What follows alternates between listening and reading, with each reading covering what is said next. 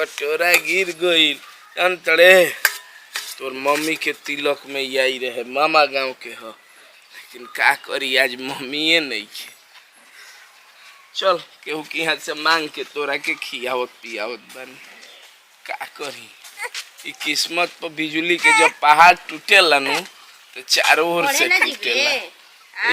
के बा बहिनी?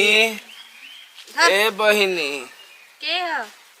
जो कुछ हमार लइका देखी रोता भूखे, कुछ खाए के करा के देना दही बहिनी। अब काहे ए बबुआ के लेके घूमतानी? का बात बाटे? इनकर मम्मी नहीं खी बहिनी, छोड़ के इनका के भइलन जन्म देते मरी गईली। जब ई 10 भई रहुए ना ऐसा ही नॉर्मले भइलन 10 दिन के बाद खून ना बन होते रहे, मरी गईली। अब तबे